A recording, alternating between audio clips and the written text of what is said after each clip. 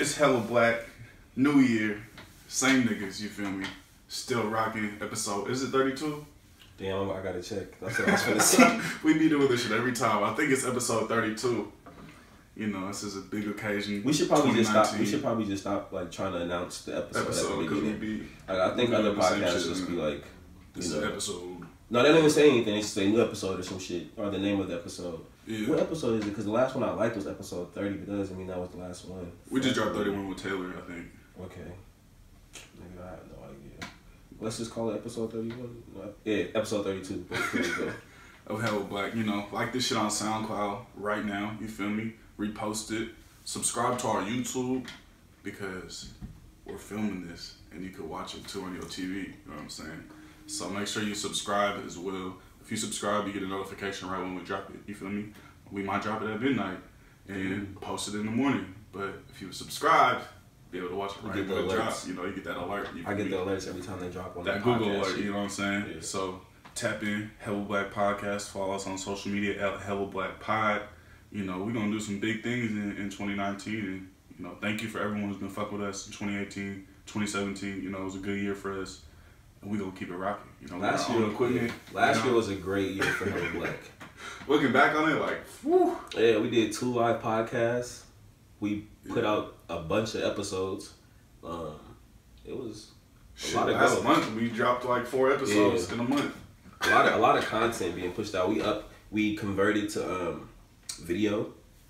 We made a lot of strides, bro. That's big. We talked about this. We talk about it often. I'm really excited to see what we can do with this. Like really focusing up and getting like some mentorship in this and some guidance, and not just, you know, throwing shit at the wall until it stick. Right. But like having a chance to tap in with some other folks that actually have been doing the podcast shit for a while and facts. Have like, I guess, experience. Yeah, and like I figured out how to maximize this form of content. I'm super excited. Yeah. We had some amazing guests too. I can't wait to see who we get on this year. Yeah, it's gonna be. We have some fire guests. Yeah, I don't even. It's wild because I feel like we're doing so well, but still realizing we could do even better. You know what I'm saying? Facts. Because I'm like, all the guests we had last year, like fire. You know, and we can continue that content, get even more guests. You know what I'm saying? So, shout out everybody who's supporting us on Patreon too. Like that's definitely a big reason. I feel like why we've had a lot of success too is people tapping in and supporting our Patreon. Because you're able to help us financially, you know what I'm saying? And like, you're also getting extended content too. So, you know, $5 a month, it gets you extended content. And, you know, we dropped 4 episodes in December, so I was like, you damn near paying $1 an episode. You know? I think you should support people and not just consume shit for free. Especially if you are white, you feel me? Exactly. Pay up. There you go. But right now, you know, it's 2019 and y'all niggas still need to pay us. But yeah, so especially if you white, but also, my nigga Q was talking about this the other day on Twitter, just like, if you learning from folks, just pay them, bro. I think one of the biggest things we do on here is like try to get white folks money, but like if you an affluent black person and you learning something from us, kick that door in. Or if you're non-black, like, just pay up. Like, it's kind of wild to think about too, though, sometimes, like, thinking about how many plays we are getting and then like how many people are actually just consuming this shit for free too. It's also like, damn, we actually put time, thought, labor, you feel me? Like, before this episode, like, I'm doing research, I'm watching, you know, we'll talk more about it later, but watching video, you know, just trying to get as much information I learn so I can best speak about a topic, you know, so I don't think we ain't just talking. Like, we're doing a lot of reading, a lot of work, buying books, you know what I'm saying? Definitely. So it's like, the shit we doing isn't just like random, you feel me? Yeah. And you made another point about the reason why, of how folks can support us. I would say, like, did you like tweet about this shit as much as possible? Yeah. Post it on Instagram as much as possible, because I feel like if we gonna be as big as we can be, we definitely need help from the people so that we don't have to be those niggas that get corporate sponsors and tie into folks that, you know, end up working with folks who really are pushing this white supremacist capitalist patriarchy. You know what I'm saying? Like, we can continue to be funded by the people, because they're gonna come to us soon. You know what I'm saying? Like, somebody's gonna come and want to sponsor us soon. Like, that's just what it is. And I know me and you are both adamant about not doing that, but being poor forces you to do things that you don't want to do all the time. So if we can continue living in the Bay Area was the most expensive I don't want to be area in the world. A blue vest sellout, my nigga. I don't. I fucking don't. Yeah. I ain't letting you wear the same thing anyways. I know you ain't. It would be you ain't never gonna wear the same thing either. So yeah, maybe Coke Whites, like that could be your thing. For one, we wouldn't be put in that position just because we're fortunate enough to have jobs. But I think I would like to get as paid as much as I can for all this work and all this content that we putting out. But if it had to stay low because folks didn't support us on Patreon, it is what it is. Yeah, I would never sign. But don't worry, y'all. I'm just kidding. Retweet, that's why I be saying that shit. Like posting on SoundCloud or reposting on SoundCloud, 5-star review, all that shit helps. Especially because like go a long way. We've done this, with a little to no marketing budget. So like retweeting, if you can't afford to pay it, retweet it, post it, tell your friend, tell your cousin, tell your auntie. You feel me? That's like hella black is hella grassroots. So I appreciate everybody who's done that. Yeah, I was gonna say there are folks who are doing that. Like people I see retweet every episode they tag me on Instagram. Like I really appreciate that. And then like 100%. Even on SoundCloud now, it's like you could share it to your Instagram story. Post that shit on your Instagram story at Hell Black Pod. You feel me? You don't gotta post it as a main post. You know what I'm saying? Post that shit on your story. Yeah, I ain't asking main posts a lot. But I'd appreciate it. Yeah. You know what I'm saying? For sure. But I'm just juiced, bro. I'm juiced for this year. A lot of good things in store. I'm right there with you. I'm proud of us and everything that we've accomplished so far. And in terms of organizing, in terms of political education, so we've really we've both grown. We've both grown a lot since we first chopped it up at Suya, and Yeah, I'm thinking about as much as I talked this year, I've listened a lot more, which is super important. I'm trying to figure. I was talking to somebody yesterday. They were just talking about we were talking about men or some shit, and like how I guess like the things that we say are perceived like profound. She was saying like men don't have anything good to say, and I was like, yeah, I damn near agree because all the good shit that I say is just me regurgitating from something like a black woman or a black queer person, black trans person. So I'm like, you damn near right. So yeah, I think as much as I talked this year, I've read or listened a lot more, and if I can continue to stay on that path, yeah, I'm definitely excited for the way we're going to use our platform. Facts. 100%. Yeah. And the platform's only growing. So it's like, we for the people, by the people, So appreciate everybody for supporting Hella Black. You feel me? Most deaf. Episode 32. 32. You gotta give it up, bro. It's like, maybe we just Hella Black. I think this is what we should start doing on the notes. Putting what episode it is. We just put Hella Black. See? Sometimes we do. Sometimes I put the episode number on there, but it was like 6:30. We're improving as we talk. Yeah, It's like 6:30 this morning. I wasn't really tripping. I just. See, this nigga a hard worker. This nigga texted me at like 6:30 in the morning with the notes. I was like, I woke up. I looked at them. I went back to sleep. Bro, just sometimes you have those waves of creativity. Yeah, I just woke up. I woke up at like 6. I don't know. I just had I'm like, oh, we should do it. I think my shit like the opposite. Like I'll hit you at like 1:30. Like, exactly. That's my idea. Yeah. I have a lot of good thoughts in the morning, so that's how that happened.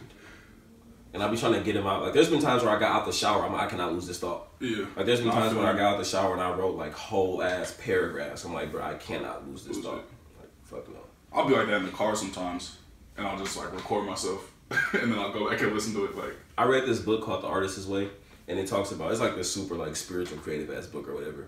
But it talks about like creativity coming in waves and like passing through you. And it's like you have to get it while it's inside, or you feel me, when it comes out, it's no longer there. Like once it goes away, like the wave goes through you, and if there's more coming, or like it goes on to the next person or something like that. So like, and that hella resonated with me. So it's like when I feel that wave inside of me, I have to stop whatever I'm doing. And she talked about the author Julia Cameron, or Cameron Julia. Some shit like that, whatever. It's Julia Cameron or Cameron Julia. She talked about like being in the car once, like you just said, and like pulling over because she had an idea for a book or like a movie, and that shit ended up like blowing up or some shit. So yeah, you gotta follow those urges to create. Yeah, 100%. Facts. So you know how we start our shit. 2019, still the same Hella Black. We growing, but Black Joy. Black Joy is where it's at. You know what I'm saying?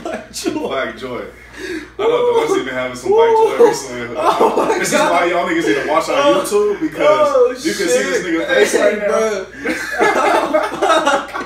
This nigga might shed a little joy tear over here. We got some Black Joy tears in the I'm like literally, I'm like genuinely laughing right now, bro. Like fuck, I'm like smiling on my side. I ain't gonna lie, bro. I've had some joy from just like seeing your joy lately, man. Like some water, my nigga. Y'all should follow this nigga on IG to see his joy. Hey, I've been having a lot of Black Joy, bro. So I even think about, you gotta think about, we just had the holiday season, right? Yeah. So you think about Christmas Eve, Christmas. I think the day after Christmas, I had all y'all niggas over at my house. And then you think about New Year's Eve. Yeah, like, so. Was that your auntie house? Yeah, that's what I'm saying. So Christmas Eve was lit. You know, you were there. We had all the fam over at my auntie Jocelyn's house. I know y'all hear about me talk about my auntie Jocelyn a lot. I feel like she gets mentioned a lot on this podcast. Partially because we recorded like a couple episodes at her crib. Shit, like we probably recorded at least 15. Like, yeah, that's kind of like where we hit our bag, honestly. Yeah, we recorded a bunch of episodes. Yeah, we recorded a bunch of episodes at my auntie Jocelyn's house. So every year we fucking do Christmas Eve over there, gumbo. Feel me? So it was lit to have, you know, a bunch of my friends pull up, family, eat the gumbo. Then Christmas Day, I spend time with my mom and my siblings and my 2 younger cousins from Jersey that you toured around Cal. They were there, my grandmother, a couple other cousins there. And then, was that Christmas Day or Christmas, the next day after Christmas y'all came over? Christmas night we came over. Domino's. And Christmas night. Yeah, Christmas night we had. Man, it was lit, bro. It was like some shit like out of like a black movie. Like I swear, it was so lit, bro. We had like 3/5 of Patron, 3/5 of Hennessy, dominoes going on, dice game going on, and then in the fucking living room, it was just like a bunch of women twerking. It was lit, bro. I swear, that shit was so lit. I had hella fun, and it was just like the holidays can be sucky for like I like definitely sending my love to the folks who don't have families. You feel me? To be around during the holiday season. You know, like the houseless folks that don't have anywhere to call home during the holiday season. So like I definitely empathize with them because I know what it's like to be alone on the holidays, especially, you know, being a college athlete playing football, being fucking away at school during Thanksgiving and shit. And then if you like go to a bowl game and some niggas who didn't get to a home for Christmas, but yeah, I was super grateful to like have all you niggas in my house, bro. Like that shit just felt so good. Like I intentionally did that. Like let me get the people who I love over. Like I hope everybody can make it. Like that was definitely an intentional thing by me. So to have everybody in there and for us all to just be like, you know, like building, bro. That's honestly what it's doing. Like, you know, just chilling. Just chilling, bro. Just playing dominoes and shooting dice. You feel me? And drinking Patron and drinking eggnog. Like that shit was. I didn't want the night to end, bro. I had so much fun, bro. Like that shit was. I had hella fun. I'd rather do shit like that than be out any day. Mm-hmm. You know, shit like that. Yeah, like cool. You just feel. I don't know. You just feel safe. It's such an intimate space too, bro. Like y'all teaching Joe how to play fucking dominoes and shit. Like it's a hella intimate space. My aunt in the next room, you feel my uncles and shit in there. It was hella fun. And then my niece had her 5th birthday party at Chuck E. Cheese. A bunch of thick ratchet milfs in the building at Chuck E. Cheese. Shout out y'all. Yeah, I love it. So yeah. Then I went to Miami for New Year's Eve. You talking any milfs? At Chuck E. Cheese? Oh, of course. Of course. Shout out Chuck E. Cheese, man. They always come through. My sister got a bunch of thick partners too. It's love. They know what's up. Yeah, I had hella fun. Christmas Eve New Year's Eve in Miami, nigga. He just had to take a deep ass breath. Shout out Miami. That shit was so fun. Yeah, that's my black joy for the last like week and a half. Yeah, that's what's up. I would say, you know, Christmas Eve for sure, that shit was cool. Christmas night too, like just being around family and friends, like because I feel like I struggle with just like seasonal depression too, you know. So I'm like kind of not in the best mood, but like I still had a good time. You know what I'm saying? Like I was able to like just handle my depression and live with it better. Where I'm like, all right, I don't really feel like doing something, but I'm gonna make myself go do something. You know? So like I definitely had a good ass time, like New Year's Eve and shit too, fun. You feel me? And then my family for like over 70 years we have a New Year's Day celebration. I know you was the one last year. Yeah, I'm hella mad I missed it.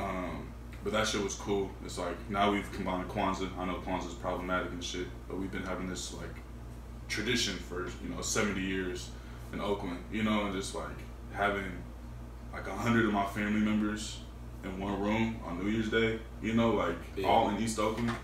Like that shit is dope, especially with gentrification and all that shit. Like we're still coming together, and it was the first year that like all of our like younger cousins, like the OGs of my family, kind of been passing the torch. So it's like all our younger cousins, we're hopping on conference calls and like, you know, like organizing it and like, you know, I spoke to my family about mental health, you know, and being able to like talk in front of my whole family about mental health and why we need to destigmatize it and stuff. Like that was a powerful moment for me, you know, struggling with shit before too, especially like when I was, you know, 18, 19, being able to like talk to my cousins about mental health and have an open dialogue. So it was just a good moment to be around my family and yeah, just like celebrate like blackness. Like that shit just hella black. Like when I think about the word to describe it, hella black. Yes. You know, so really grateful for friends.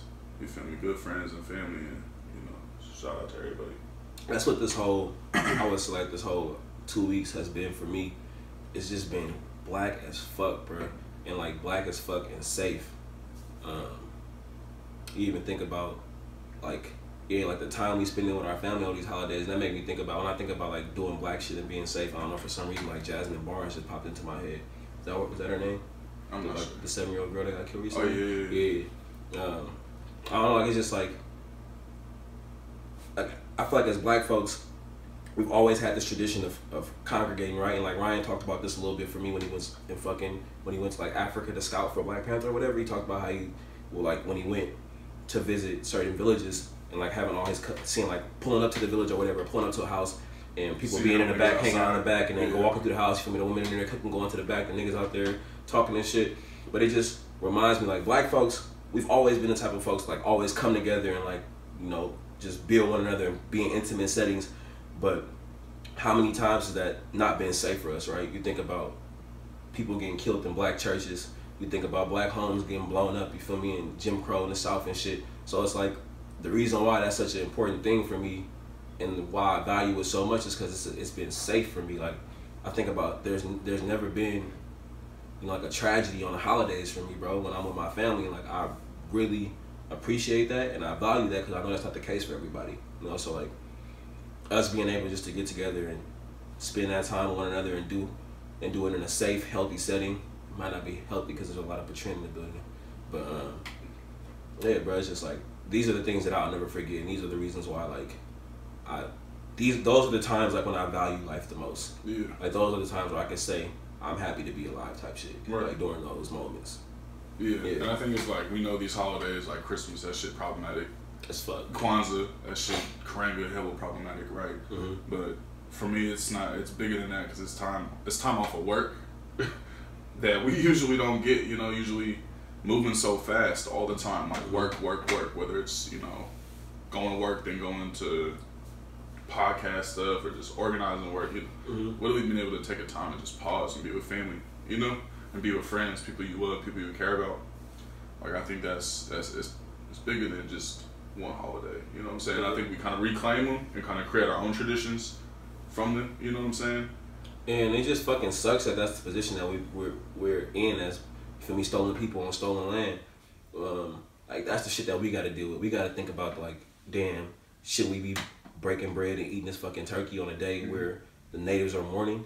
You know what I'm saying? And it's just like white folks ain't got to deal with that shit. Right. Like it's just another holiday. It's another day to them. It's another day to celebrate for them. And it's just like, again, that burden of being a stolen person on a stolen land is like, you have to think about these things. All like these that. different That has to be in your ear. Like, it's just such a layered experience. You know what I'm saying? And it's wild because also I feel like sometimes there's this too woke crowd too, right? Where like they don't want black people to experience joy or some shit like on holidays. Like I saw some tweet and it was someone just kind of like going bad on this person. It was a black woman who got a car. For like, Christmas or something? Huh? You said who got a car? Yeah, who like a car, like someone, like one of their, I don't know, brothers or some shit. Got him a car? Got him a car type shit. And someone's like, oh, this is so capitalistic. Like, I'm like, how are you gonna, you feel me? Like, what the fuck? First of all, you're mad at a black woman getting a car who might not have had a car before.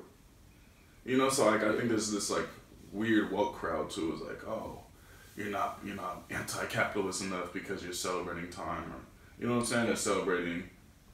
I don't know. I think that's something that I have an issue with. Is like you can't celebrate joy in these times, you know. And it's just like, bro, as black folks, it's like so much of our experience is just out here trying to survive. Like we barely get in situations where we can fucking thrive. So when I see black folks thriving, I fuck with it, honestly. Especially if you're not like a a black person that's been like detrimental to the safety of black folks and other people, I'm with it 100%. It fucking sucks. So we think about, right, like I think about me growing up poor in Oakland. You know what I'm saying? I do aspire to be rich. I can't lie, bro. Like I do, and yes, I hate capitalism, but in this, am I going to deny that the system is here? For one, I'm gonna work very hard to tear it down while I'm existing, but I'm also gonna I'm gonna work to also thrive in this motherfucker while I exist. And I don't even know if you can tear down the system while simultaneously thriving in it. So that's something I need to process and work through. But I think it's unfair to black folks to expect us not to want to experience the joys of life, and dedicate ourselves to just working hard to dismantle, like, bro, you know, to just getting so caught up in the revolution that we don't get to enjoy our lives. Like, fuck no, that's not about to be my burden, bro. Yeah, like, that's not about to be. It's like we gonna do the work, but also it's like I wanna live heaven on earth type shit, nigga. I don't know what the fuck is next. And it just so happens that like, in this capitalist society, money is a form of liberation. Right. You feel what I'm saying? Like, cars are liberation. Being able to go somewhere, drive somewhere. You feel what I'm saying? Like, that shit is liberation in America. Not having to walk. It is what it is, you bro. know what I'm saying? Especially like thinking about like street harassment or something like as a woman, like a car might really like lessen the chances of having to walk everywhere and avoid street harassment. 100%. You know, I saw someone say that on Twitter. I forget exactly who. Yeah. So it's like I think it's important. It's like fuck, I want to have a house one day, like, and I know that I need to make money in order to have a house. Let's just hope I can make money in a way that is not detrimental to my people. You know what I'm saying? Like, let's just hope. Well, I mean, I don't think in the ways in which I make money, you know, the ways in which I make my money isn't becoming a police officer. Yeah. Let's hope I'm not making money at the expense of black safety, black health. Right. You feel me? Let's just hope that. Yeah. That's what I'm fortunate enough not to be doing that right now. And I just hope I can continue to do that. That's the goal. Yeah. So what does organizing look like? So this is what I'm trying to figure out. So I was thinking about this, right? That's a good like little transition. Yeah. Ooh. So in my mind, I was thinking this is how I saw the episode going. Yeah. Like, so we have the organizing shit, and we got the R.Kelly shit as like the main talking points. The R.Kelly shit can't be exclusive content. So maybe we do the R.Kelly shit now. Yeah. And then we save the what does organizing look like. Yeah, let's do it for extended content. I think so. Yeah. Well, we still got Oscars shit too. Yeah. So, and I think Oscars is something that shouldn't be exclusive either. I feel like those should be on like. Yeah, let's do R.Kelly. Talk about Oscar. And then we'll do the organizing as fucking. So I feel like you should kick the R.Kelly shit off because you literally fresh off the doc. I couldn't watch the shit. Yeah. Like I've seen damn near every piece of is it expose? I don't know. Like exposing the motherfucker. I don't know if expose is, but I've seen every exposure piece on R. Kelly. So. Yeah. I was like cool off this one. Right. And it's just it's as you like you text me like, bro, this shit is foul. Like I'm seeing all over Twitter people are texting me about this shit. And I'm like, yeah, I definitely couldn't expose myself to that again, but you fresh off of it, like yeah. I mean, it just made me sick to my stomach. And I think the first thing I really want to do is just thank all the women, you know, who had the courage to speak up about this. Out of all the ones that I've saw, this was like one of the first ones where I saw like the women. Yeah. I think this might have been the first time they like agreed to speak out on it. Right. But this is, or maybe even give it the platform.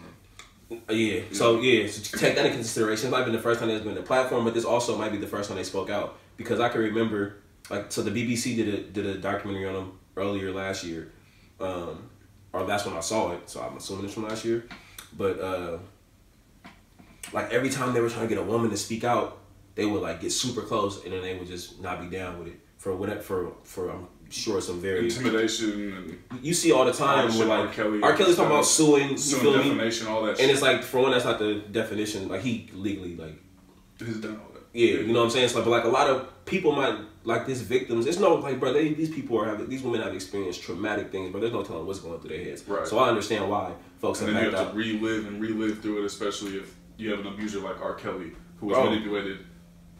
That's why I be losing when people be like, women want fame, and they're not like, nigga, you think you wouldn't want to relive a traumatic experience over and over again, especially knowing the consequences that are not going to happen to R. Kelly. Because he's been getting over it for years and years. Why would you do something when the history has shown nothing's going to happen to this nigga? Facts. No, and I'm pretty sure Lifetime wasn't throwing the bag at them. Yeah. Fuck no. And I can't think of a dollar amount that's worth the shit that you go through. You feel what I'm saying? Right. So I think, like you said, it's super important to. I don't know if like thank is what I want to do, but it just we should acknowledge. Courage, Definitely acknowledge. For speaking out. I think. Yeah, so that's what I wanted first. Yeah. Like the amount of courage that it takes to speak out, especially on a platform like that. Where you can be almost putting yourself open to more violence because of course they finna get fucking if they use their real names, that's death threats.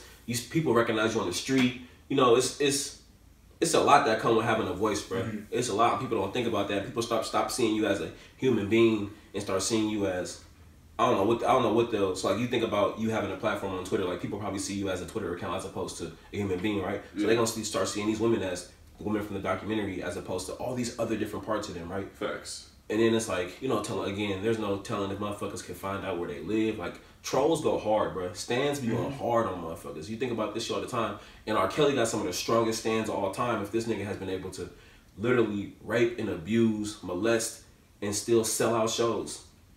Still have billions of streams.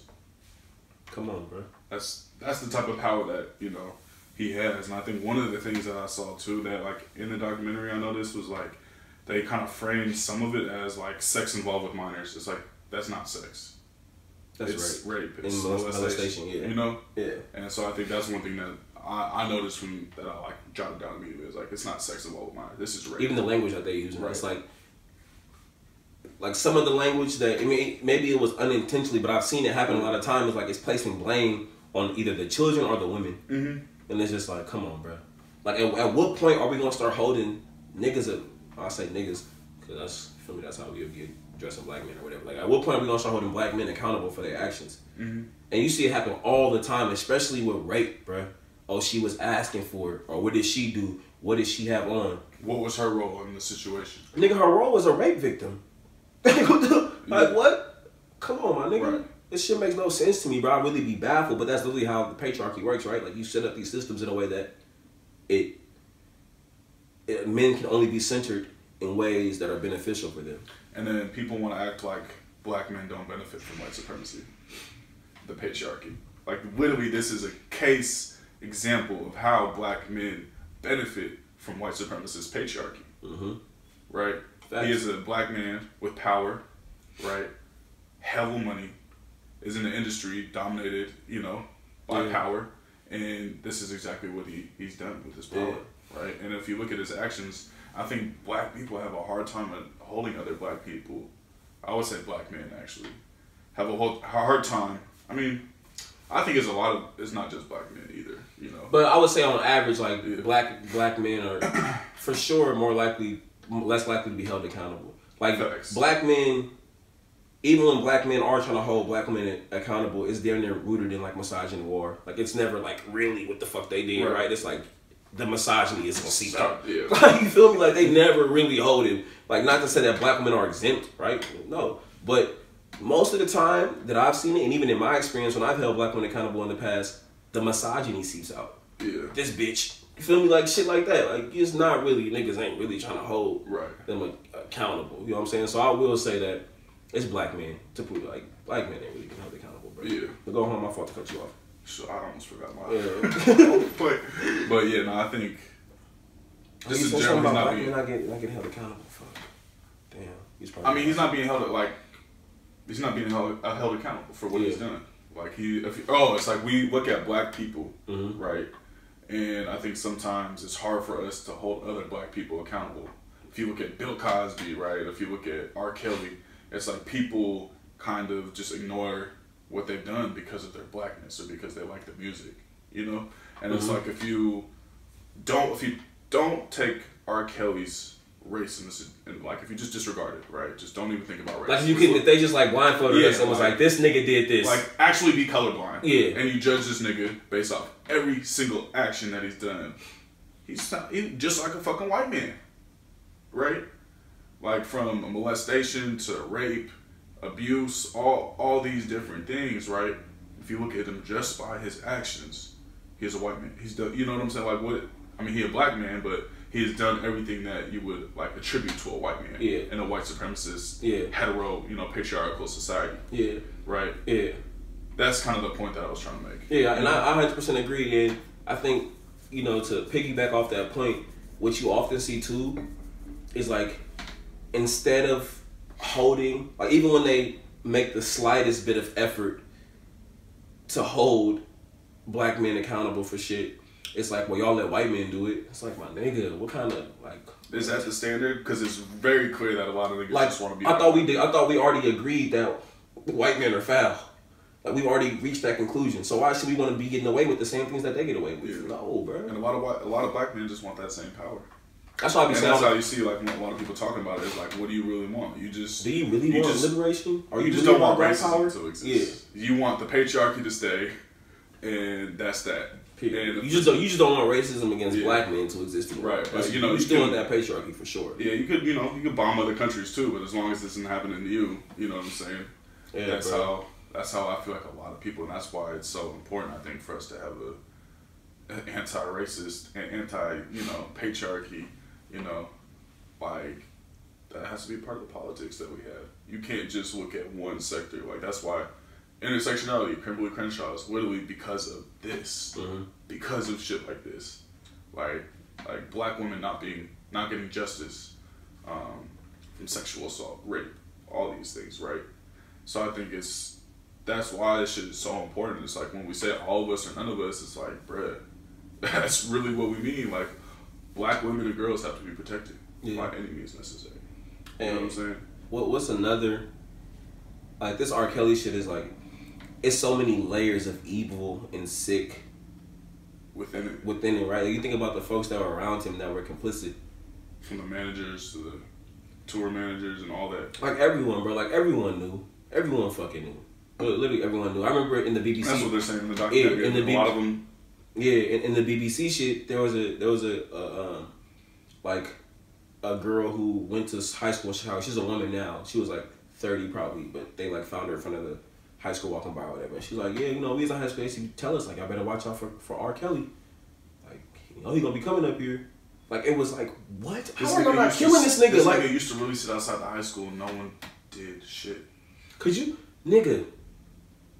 imagine pulling up to pick up one of your little cousins, your niece or something, and this nigga just, and I hate like, so the point, that's not the point that I'm trying to make, right? Because I think we talked about this before, is like, yo, I don't like having to make the connection to like family members as a way to get folks to, as a way to get mostly men to understand that, women deserve respect, deserve whatever, right?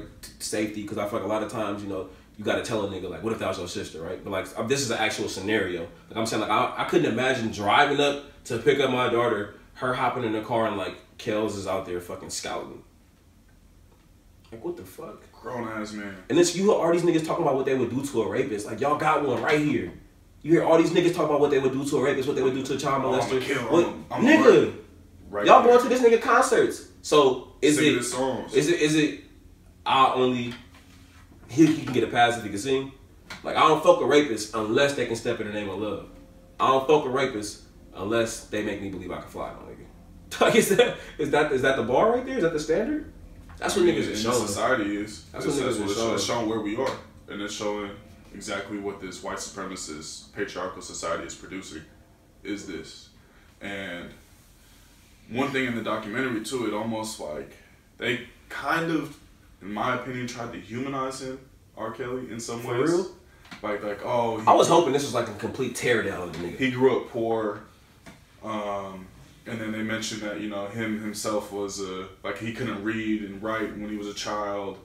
You know what I feel like so right now? They spoke about all that. You know the meme where the black nigga is laying on the floor and is spitting? That's what I just felt when you said that shit. Nigga, what? And I'm watching it thinking like, oh yeah, they gonna go in, you feel me? And then like they kind of started it with like, I think the very first thing was like about R. Kelly and his involvement with sex with minors. I'm like, first of all, that's not sex. Like, that's rape, molestation, right? And then they went on to like started like humanizing him, and that's kind of how I saw it. I'm sure people might have saw it in a different way, but whether we're talking about his education or lack of education, not reading and writing, and then they talked about how he himself was a victim of molestation, right? And then they also talk about his brother being a victim of molestation. Yeah. Right? And I think it also kind of, like, in my mind, it kind of frames like things that, oh, because you're a victim, that automatically means you're going to become an abuser. And there's plenty of people who've been victims of abuse who don't become abusers. You know, so I didn't like that, how that was framed. Yeah. Right? Like, R. Kelly has been making these decisions for a long ass time. And you can't, you know, you can't blame poverty on it. Yeah. Right? Yeah. You can't blame him not being able to read it. You know what I'm saying? Like, and it felt like an attempt to humanize him when I don't think he should be humanized. You know what I'm thinking about right now as we talk is like, how can we center this conversation?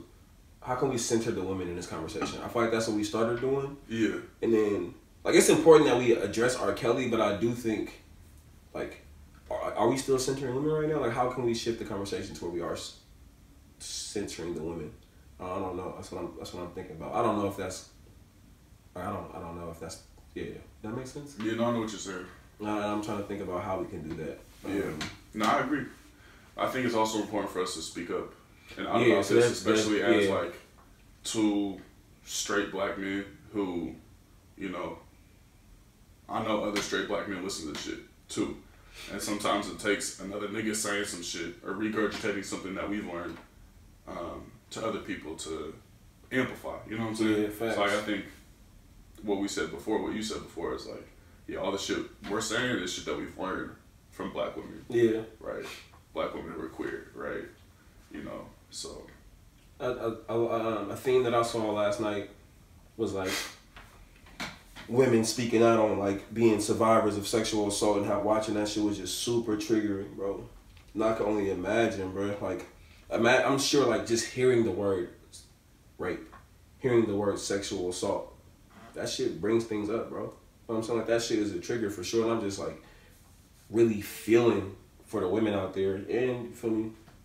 There's men too that have been sexual assaulted. We gonna speak on that later, but I really do feel for the women. And I don't know, like, what does that even mean? Like, I feel for you. Like, I couldn't fucking imagine, bro. Yeah. I couldn't imagine. Not even a little bit. Shit sucks. And the fact that this nigga, what's Fam's name? I literally just retweeted their thread earlier. They did a little piece on who are they speaking about? Fuck, and why did my thoughts? I hate this shit. The thought just left my fucking head. But I was on. It's George M. Johnson. It's their Instagram. I mean, their Twitter is IMGM Johnson. They were saying something. What the fuck did he say? Oh, well, he was speaking on Kevin Hart and, like, you know, the homophobic shit that he said.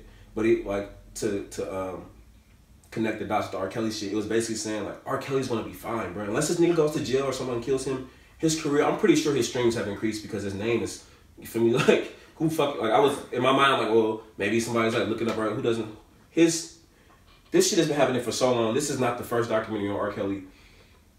The fact remains, he's gotten away with it for this long. He's gonna be totally fucking fine, bro. He's rich as all out fucking doors. He's been able to avoid this shit.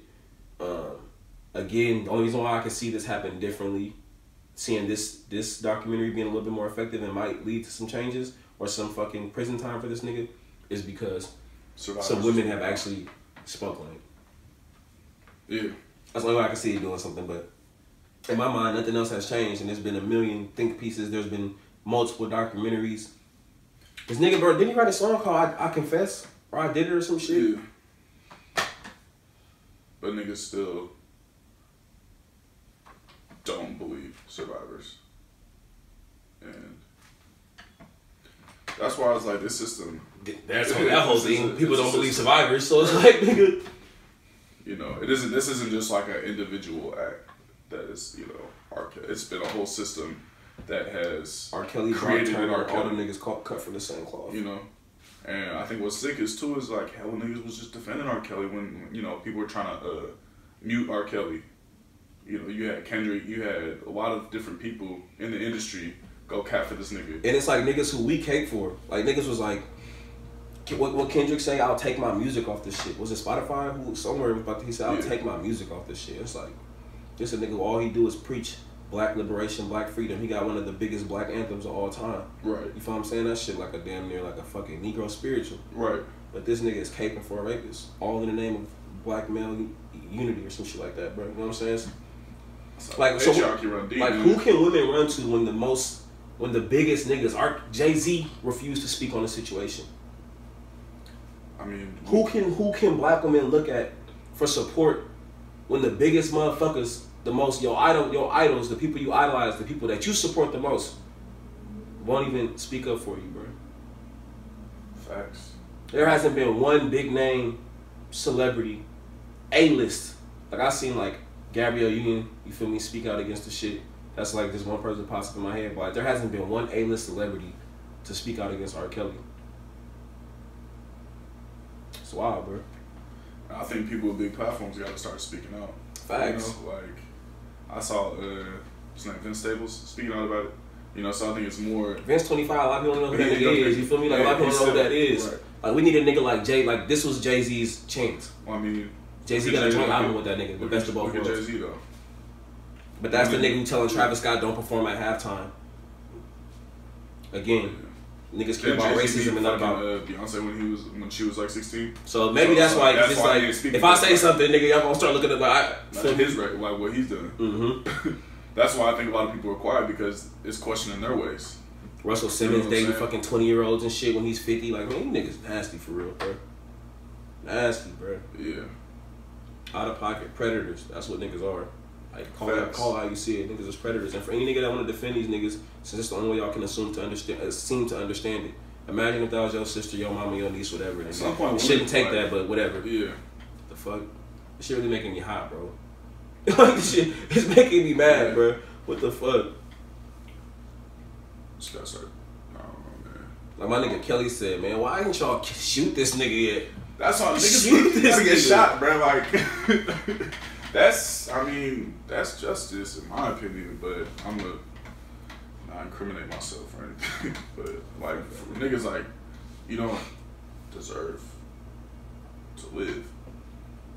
And the fact that you can still make music, still make hella money, still have a platform, still sell out shows. Shit gonna happen to him like Bill Cosby at the end where he can barely even perceive what's going on. Niggas' brains turn into scrambled eggs. Niggas don't even know what the fuck is going on. And niggas be in federal prison. Like, nigga, them niggas is money in the feds. Them niggas are fine.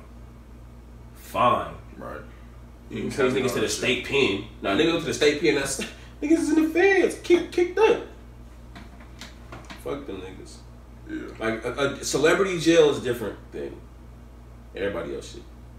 It's or if you have money. Yeah, it's just different. Yeah. You know, a point that we highlighted on here that we haven't talked about yet. Another thing that frustrated me with this whole situation was like. So I think also we should have provided the content warning in the beginning. Oh yeah. But I'll just we could re-record something in the beginning and then I'll just re-record a content warning and then. Bam. So yeah, another thing that frustrated me with this situation was like when niggas is like again decentering black women from the situation and saying, well, when y'all ready to talk about sexual assault with men, let me know. It's like, nigga. First of all, y'all don't even want to hear stories from victims of sexual assault who are men. Not taking away the fact that men are victims of sexual assault, right? And victims of rape. But like when niggas do it, niggas to make jokes about it. Like, yo, man, we gonna talk about it, we gonna highlight. We both been sexually assaulted by women, right? Yeah. Which motherfuckers probably can't even fathom. Like, oh, two buff niggas, you big as fuck. Like, how the fuck y'all niggas? I'm one of the most hostile motherfuckers that niggas know. I'm confrontational. Like, me too. You feel me? Like, niggas probably like, how does that even happen, right? So niggas start to question your manhood when you say it. But then also like, so big people have like Terry Crews. I think this was literally last year, or maybe it was 2017. Terry Crews came out about it, and 50 Cent turned a nigga into a meme. 50 Cent trash, but so I expect it from him, right? But like, on Twitter, niggas was like, how does buff ass nigga get sexually assaulted? Raz B came out talking about Chris Stokes, the B2K's manager, saying that he molested them. Niggas turned him into a meme, turned him into a joke. So it's like, are y'all really ready to talk about men being sexually assaulted? Or is it just a way to take the conversation off of women, specifically black women, black trans women? Like, is that, are we really ready to talk about rape? It isn't genuine. It's not genuine. It's just a way to decenter. It's just a way to decenter. Yeah. Oh, y'all don't really care about this. It's like, nah, actually, they do. but right now R.Kelly is being talked about. You know, and we can talk to them adjacently. Like, but come on, bro. It's like it was sickening as fuck, bro. And like, even me and you having a conversation before we turned the camera on about our sexual assault experiences, right? Like you saying, like, damn, I didn't know if I should. It was kind of hard for me to tell you that. It's like, and this is like you're right? like you're one of my closest friends, and for me, I was nervous. Like, damn, I'm about to go tell my partner, like, yeah, I've been sexually assaulted, like, and feeling afraid to do that. You know, like, bruh, that's, you know what I'm saying. So it's like, imagine all this shit is going on. Yeah, so it's like it's very real, but my nigga, like, niggas ain't, you know, like, men being sexually assaulted is very real, but it's not a conversation that niggas really want to have, because when niggas speak up on it, you get turned into a joke. Your masculinity is questioned. You feel me? It's niggas might do that shit to to us for even speaking out about it right now. Hey, you know, but and like I even think about. So I mean, we were talking when we were talking about the sexual assault. I'm like, so what does it look like for one, as a man, to speak on sexual assault? And then for two, it's like, I don't even know how to handle this shit. Like, I didn't even know what sexual assault was as a man until I had already been sexually assaulted. Like, I remember being up at the cabin with you, Maya, Yemi, and her telling me, like, oh, bro, that was sexual assault. I'm like, what? Like, I didn't know. Like, I didn't know what that was. Like, I didn't even know what sexual assault on a man looked, you know, happening to a man looked like. But, yeah, so for men, it can be a difficult thing. I'm pretty sure a bunch of men have been sexually assaulted. And then you think about, like, how I probably, you know, like, we have the power to get women off of us. Unless it's like a gang of them. But, like, that wasn't my situation, you know. Like, we have the power to get women off of us, but then it's like, what is that? Imagine not having that power. Right. Like, women don't have that power.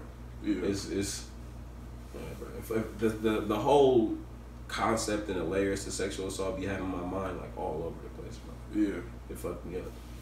Yeah, no, it's wild because I was talking to my homegirl about it, and, like, she was just like, yeah, Blake, like, that was sexual assault. I'm just like, because I felt weird about it, but I was like, you know, I told her, I was like, she's like, yeah, that's what it was. And for me, in my own mind, I'm like, trying to, like, nah, you know, like, I'm like, all right, if someone told me exactly what I told them, what would I call it? Like, yeah, that shit was sexual assault. Especially if it was like a woman told you that a man did that to her, right? Right. You'd be Facts. pissed off, like, oh my. But in my own mind, I'm like trying to, like, nah, you know, that's not what happened. Like, how the fuck could that happen to me? Yeah. Especially, like, being a big nigga, being aware of my size, I'm like, how the fuck would that happen to me? That shit happened. Like, you know, motherfuckers wouldn't even attempt it, but, like, right. Really. Especially as I, like, started to learn more, I'm just like, damn, I've been sexually assaulted before that too, you know? I'm like, damn, this is like a year later I'm processing this shit. You know, I'm like, damn, that happened. You know? Yeah. So I think consent really has to be taught in fucking kindergarten. Like, as soon as you gotta start teaching kids, like, literally to ask permission to give hugs. Type shit. Yeah, it's like at a very young age. As soon as you got the cognitive abilities to understand body language and words, you gotta. And I mean, Eve tweeted about this earlier. I think a really good point that, like, I guess what triggered this thought in my head was you talking about kids. She said, like, teach your kids that they can come to you for anything. Like, that's hella important, bro. Facts. Right? It's like, you even thinking about kids who are being sexually assaulted or being touched in the wrong way. It's like, bro, a lot of motherfuckers don't be coming forward because you haven't created the conditions again for them to do so. Mm-hmm. So to your point, like, about teaching kids about consent, like, teach your kid about consent and also teach them that they can come to you about anything. Facts. And I think also it's like, especially in families, like, you're taught, go say hi to everyone, go give everyone a hug, like, and you're seen as a bad kid if you don't want to go say hi to everybody. You're seen as a bad kid if you don't want to give everyone a hug. My little brother Dallas was that example. I'm like, Dennis nigga never want to speak to nobody, and he don't have to. Right.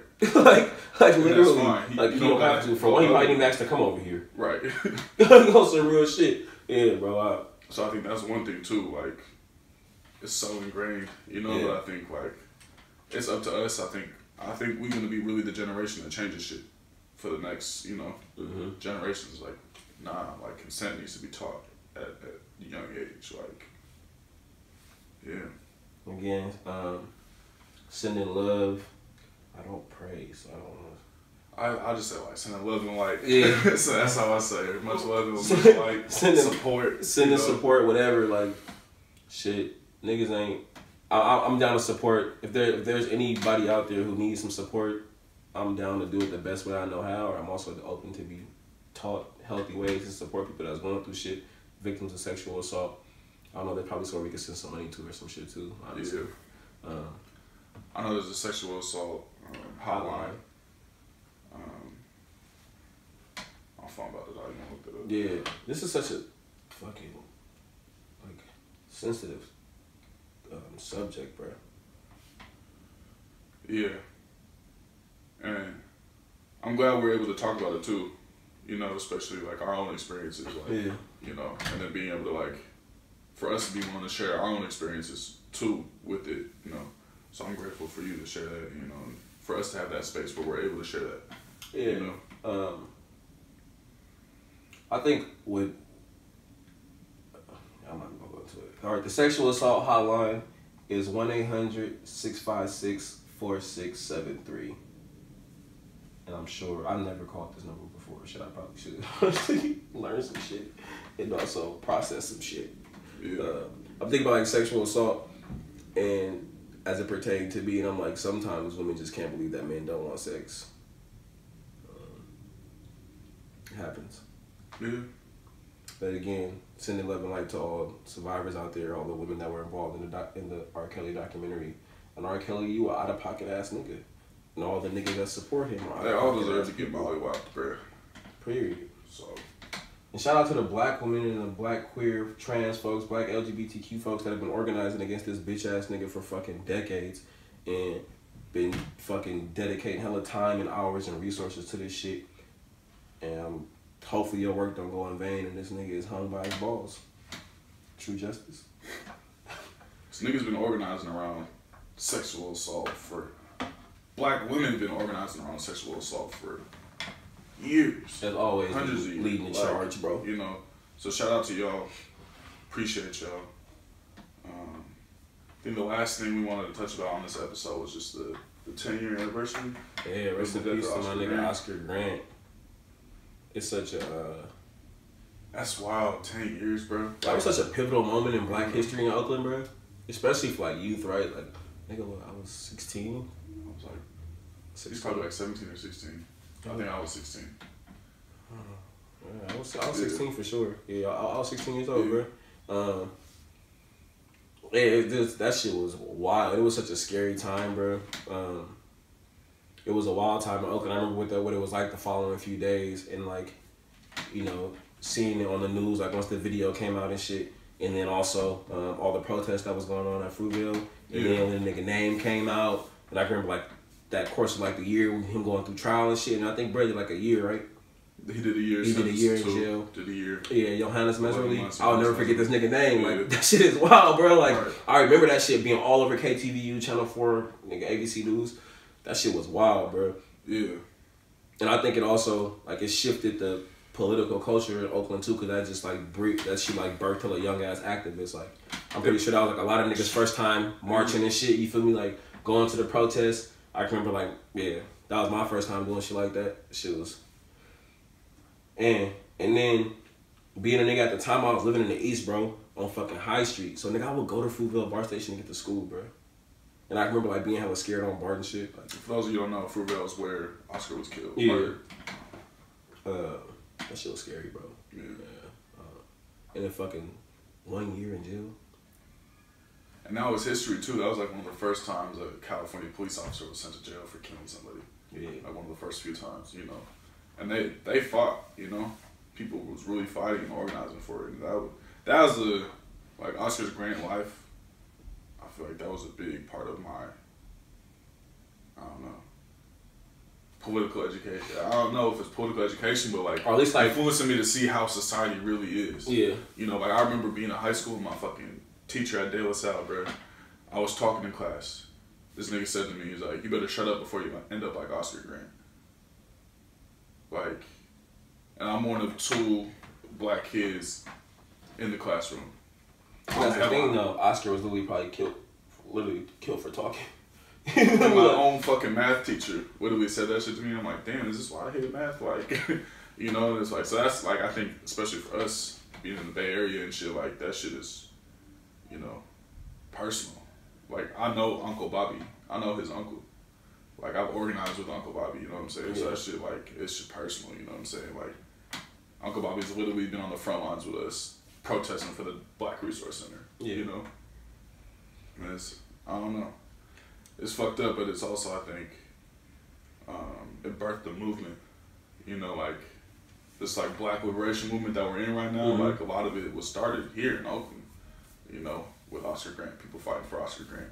Yeah, and that was like, one of the first times, like, I feel like how it was able to connect, you feel me, I guess, like, the country, right? Black folks across the country, because that was, like, one of the first times, like, one of them shits that got caught on camera. Yeah. So, like, seeing, like, you always hear about stories like, oh, a police officer killed a nigga in, you feel me, Louisiana, killed a nigga in Texas, killed a nigga in New York, da-da-da. When you got, once we started getting shit on video, like Oscar's death, I feel like that shit added a whole other element to the rage that we were feeling, you know? Like, to see that video, like, it's still, I'm seeing it as I'm speaking right now. Like, my hair is, like, yeah, bro. You feel me? It's giving me chills almost because I'm seeing that video over and over again. You think about how young Oscar was? I was mad young, bro. Like, I think I catch Bart to work every day. Bart has become such a traumatic experience for me. I get anxiety every time I'm on that motherfucker. I had a panic attack on Bart. I haven't taken Bart since. Like, it was after Nia Wilson. I'm about to say, you think about Nia, rest in peace. And then you see Salim Tyndall shot in the back, you know, by West Oakland Bar 3 times in the back. Right? They just was protesting and shutting that down like a few days ago. And Nia Wilson's killer, and he can't stand trial. But this motherfucker is saying, you know, nigger on fucking camera. Like, it's clear what trial needs to be had. We know what this was. Right. A hate crime. But, you know, he's seen as mentally ill. Right. So I was like, all these, there's been so much fucking Black death on Bart. Like, and not Black murder, bro. Yeah, Black murder, bro. You even think about how, like, Bart was built, bro. Like, Bart literally is, like, destabilized Black communities, right? They had at one point, the motherfucker was going through this shit. Like, yeah.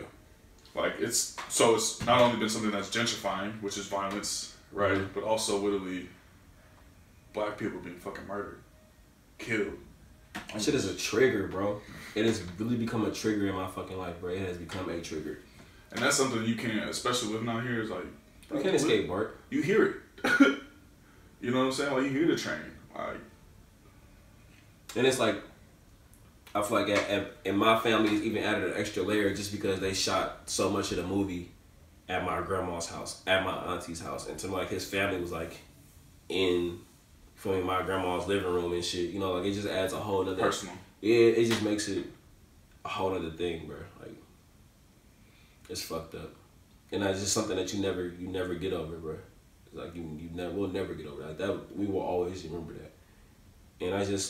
And you talked about it, like, birthing a movement. It's just so wild that, like, so much of the, like, the shifts that come for Black culture is, like, always rooted in some type of, like, traumatic experience for us, bro. Death. Like, there's been very little triumphs that shift our cultures. You know, it's always some fucking... traumatic ass experience as the result of a white supremacist capitalistic patriarchy that, like, shifts our culture, bro. It fucking sucks. It sucks so fucking much. Rest in peace to Oscar. Yeah, R.P. Oscar. But damn, we gonna end 32 on that note. I mean, that's like we gotta step into the exclusive content. Yeah, I mean, but it's real. I mean, that's what I've been feeling away, especially with all this shit with, like, Nia and Salim Tyndall's death and shit, and then Oscar's 10-year anniversary on New Year's. Like, yeah. Like, his daughter's hella old now. It's growing up with remember seeing her being hella small. That's why, you know, like, seeing her and then seeing her, like, grown up now, it's like, the system gotta go. And it just has to go. This shit ain't gonna work. You can't change it. You can't reform it. Yeah. It has to be abolished.